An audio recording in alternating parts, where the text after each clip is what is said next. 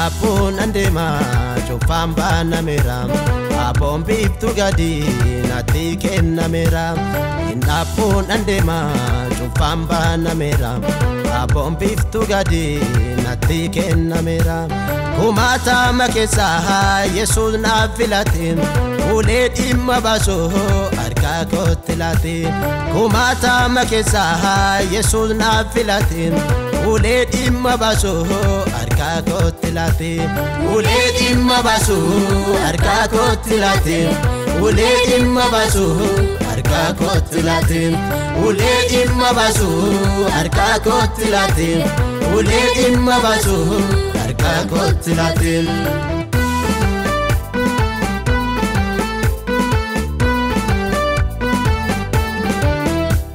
Ergaman abae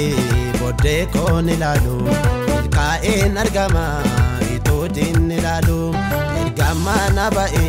bode kon ilalu Kaen argama itodin ilalu Mata bo fichara Yesus to ejetin Wanjo morma korra tufe gadarbatin Mata bo fichara Yesus to ejetin Wanjo morma korra tufe gadarbatin Wanjo morma korra tufe gadarbatin Wanjo morma korra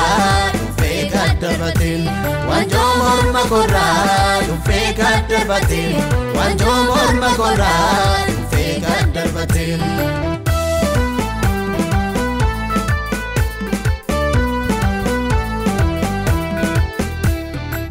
Gofta baden dema fulduratin inni na wajini moti mototatin no gofta baden dema fulduratin inni na wajini moti mototatin dubana satini undon dandama ishanu daditi isange darama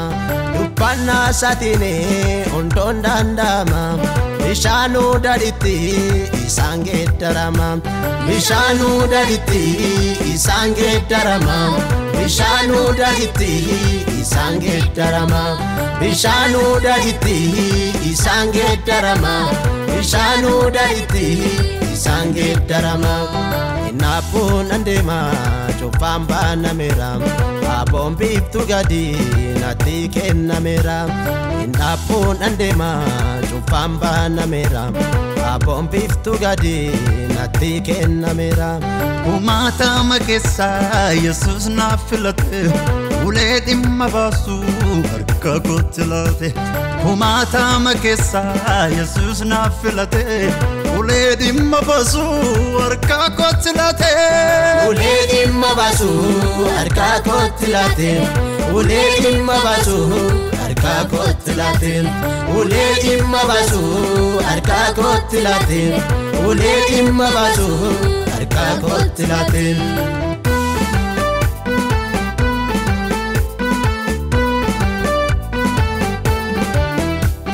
Adunya nondomto mena dakifada Kara gofta male nondo hamada Adunya nondomto mena dakifada Kara gofta male nondo hamada Kara lif tugani jirenyi Yesusi Walla sos kamo tokkicha Yesusi Kara lif tugani jirenyi Yesusi Walla sos kamo tokkicha Yesusi Walla sos kamo tokkicha Yesusi Walla sos kamo tokkicha Yesusi Walla sos kamo tokkicha Yesusi Walla sos kamo tokkicha Yesusi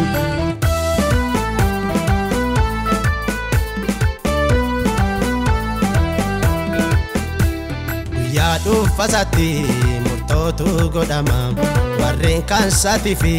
kochota sifama Ya du fasati murtotu godama warren kansati fi kochota sifama Yerusalemiti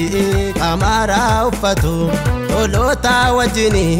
gamada jiratu Yerusalemiti kamara ufatu tolota wajini gamada jiratu Tolota wajini gamada jiratu tolota wajini farfachaa jiraatu tolota wajini gammada jiraatu tolota wajini farfachaa jiraatu inapun andema chofamba namera abombiftu gadi nati kennamera inapun andema chofamba namera